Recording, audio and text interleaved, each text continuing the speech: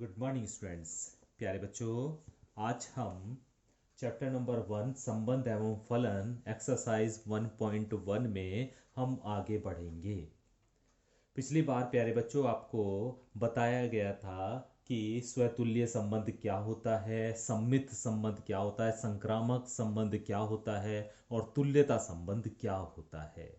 इसके बारे में आपको जानकारी दी गई थी और उसके आधार पर आपको क्वेश्चन नंबर 1 बताया गया था। एक पार्ट मैंने बताया था आपको अच्छे से और ये कहा था कि बाकी के उसके जो पार्ट बचे हुए हैं उसे आप करने की कोशिश करें। तो आइए आज हम एक्सरसाइज 1.1 में आगे बढ़ते हैं और इसका क्वेश्चन नंबर 2 करते हैं। और क्वेश्चन नंबर 2 ये कहा है प्यारे बच्चों कि हमें सिद्ध करना है कि एक वास्तविक संख्याओं का समुच्चय R है। वास्तविक संख्याओं का समुच्चय R है, ठीक है, और जिसमें रिलेशन हमें दिया हुआ है उसके द्वारा हमें यह सिद्ध करना है कि जो R है, जो रिलेशन है, वो ना तो स्वतुल्य है, ना सम्मित है और ना ही संक्रामक है।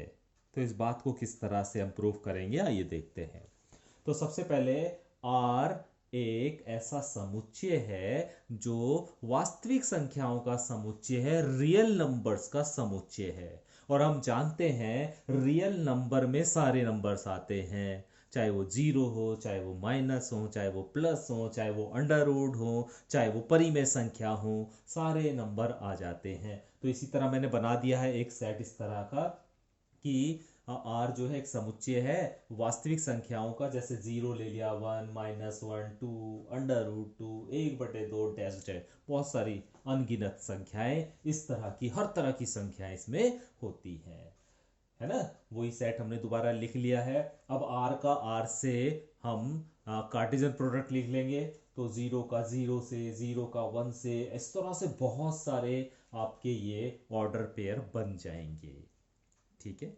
हमें जो रिलेशन दिया गया है प्यारे बच्चों वो ये दिया गया है कि हमें जो इसमें ऑर्डर पेयर लेना है वो ए और बी के रूप में लेना है, और वो ऐसा होना चाहिए कि ए जो है वो या तो छोटा होना चाहिए या बराबर होना चाहिए बी स्क्वायर से। या तो ए छोटा होना चाहिए या बराबर होना चाहिए बी स्क्वायर से, ठीक है। तो प्यारे बच्चों, हमने इस रिलेशन में से जो हमने कार्टेशियन प्रोडक्ट बनाया है उसमें से कुछ कुछ जोड़े ले लिए हैं, कुछ कुछ हमने ऑर्डर पेयर ले लिए हैं। उसकी सहायता से हमने आपको बताया है कि ये किस तरह से समतुल्य नहीं है या सम्मित नहीं है या संक्रामक नहीं है।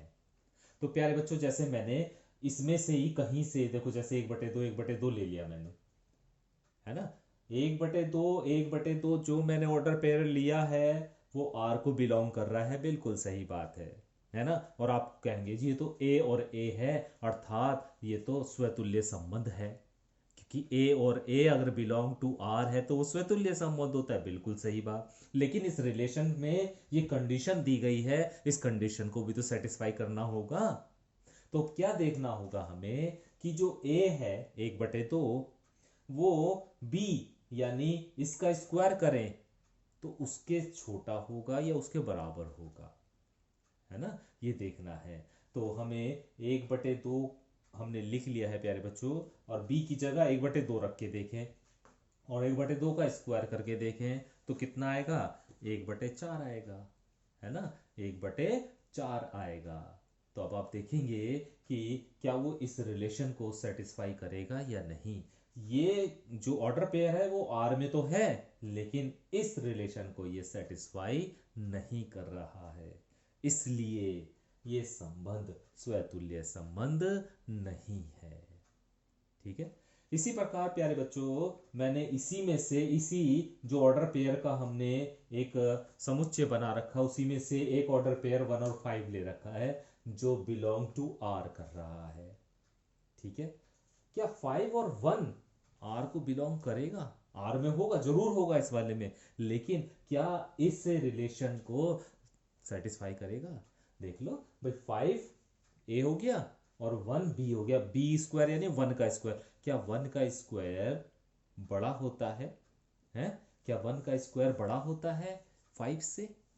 यहां भी तो ये कंडीशन थी ना कि 1/2, क्या है ये कंडीशन, देखो एक बार फिर चेक कर लीजिए कि ए छोटा होना चाहिए बी स्क्वायर से, ए छोटा होना चाहिए बी स्क्वायर से। अब हमने यहां देखा 1/2, क्या 1/2 के स्क्वायर से छोटा है? क्या 1/2 1/4 से छोटा है? क्या ये कंडीशन को सेटिस्फाई कर रहा है? नहीं कर रहा है, क्योंकि 1/2 1/4 से छोटा नहीं होता। जबकि ये कह रहा है या तो बराबर होना चाहिए या छोटा होना चाहिए इसकी वैल्यू। ऐसा नहीं है, इसलिए ये संबंध स्वतुल्य नहीं है। यहां पर भी वही बात है, 1 और 5 आपने इसमें से ले लिया, ठीक है, मिल गया। 5 और 1 भी इसमें मिल जाएगा, लेकिन वो इस रिलेशन को तो सेटिस्फाई नहीं करेगा, क्योंकि ए की जगह आपका 5 है और बी की जगह 1 है। क्या 1 का स्क्वायर 5 से बड़ा होगा, या 5 जो है वो 1 के स्क्वायर से छोटा होगा? नहीं होगा। तो ये कंडीशन सेटिस्फाई नहीं हो रही है, इसलिए संबंध सम्मित भी नहीं है। ठीक है। अभी तीसरी कंडीशन में इसी तरह जैसे यहाँ पे है ऑर्डर पेयर, उसी में से कोई ऑर्डर पेयर मैंने ले लिया, 3 और 2 ले लिया। ठीक है, 3 और 2 आर में है, 2 और एक 3/2 वाला भी पेयर ले लिया, क्योंकि इसमें तो सारे पेयर बने हुए हैं, तो 2 और 3/2 वाला भी इसमें ही है कहीं, वो भी मैंने ले लिया, वो भी बिलोंग टू आर कर रहा है। अब ये देखेंगे क्या 3 और 3/2 आर को बिलोंग करेंगे? होगा जरूर, होगा जरूर, लेकिन क्या इस रिलेशन को वो सेटिस्फाई करेगा? तो करके देख लीजिए। 3, क्या 3 छोटा होता है 9/4 से? क्या 3 छोटा होगा 9/4 से? क्योंकि 9/4 का मतलब तो 2 पॉइंट समथिंग होगा, और ये है 3, तो ये तो छोटा है नहीं, और कंडीशन है कि छोटा होना चाहिए, तो इसका मतलब ये संबंध संक्रामक भी नहीं है। तो प्यारे बच्चों, इस तरह हम इस क्वेश्चन में यह सिद्ध कर सकते हैं कि जो संबंध दिया गया है वो ना तो स्वतुल्य है, ना सम्मित है, और ना संक्रामक है। क्वेश्चन नंबर 3 देखिए प्यारे बच्चों। इसमें कहा है एक समुच्चय है जिसे हमने ए नाम दे दिया है, इसमें एलिमेंट दिए गए हैं 1 2 3 4 5 6। हमने ए से कार्टेशियन प्रोडक्ट निकाल लिया है, जिसमें बहुत सारे हमारे पास ऑर्डर पेयर बन जाएंगे। ठीक है, जैसे 1 का 1 से, 1 का 2 से, 1 का 3 से, 1 का, इस तरह ऑर्डर पेयर हमारे बन जाएंगे। अभी एक रिलेशन हमें दिया गया है कि ऑर्डर पेयर हमें ऐसा लेना है, कैसा, कि b बराबर a+1, यानी a का जो मान लेंगे, a का भी मान यही है, b का भी ये मान है, लेकिन जो a का मान लेंगे तो b का मान चेंज होकर आता रहेगा। तो मान लिया a का मान आपने 1 लिया पहले, तो b का मान 2 आ जाएगा, तो पहला ऑर्डर पेयर क्या बनेगा, 1 2। a का मान 2 ले लिया आपने, तो b का मान 3 आ जाएगा, तो 2 और 3। a का मान 3 ले लिया आपने, तो b का मान 4 आ जाएगा, तो ऑर्डर पेयर 3 4। a का मान 4 ले लिया आपने, तो b का मान 4 वो 5 आ जाएगा, तो ऑर्डर पेयर बन जाएगा 4 और 5। a और b के रूप में ऑर्डर पेयर बनाना है ना, तो a का मान आप यहां से लेते जाइए, b का मान इस कंडीशन से आता चला जाएगा। a का मान आप 5 लेंगे, तो b का मान आपके पास 6 आ जाएगा। अभी a का मान आप 6 नहीं ले सकते, क्योंकि b का मान 7 आ रहा है, जो कि यहां पर उपस्थित नहीं है, इसलिए जो रिलेशन बनेगा वो इन ऑर्डर पेयर का रिलेशन आ जाएगा। अभी सबसे पहली बात प्यारे बच्चों, इसमें क्या वो कंडीशन दिख रही है आपको ए वाली? क्या कोई ऑर्डर पेयर ऐसा है जिसमें 1 1 हो, 2 2 हो, या 3 3? ऐसा तो कुछ भी नहीं दिख रहा है इसमें, तो 1 ए वाली कंडीशन नहीं है। A does not belongs to R, इस रिलेशन में ये कंडीशन नहीं है, इसलिए ये स्वतुल्य नहीं है। अभी दूसरी कंडीशन, जो हमारी दूसरी कंडीशन है, और दूसरी कंडीशन क्या है प्यारे बच्चों, ध्यान से देखेंगे हम।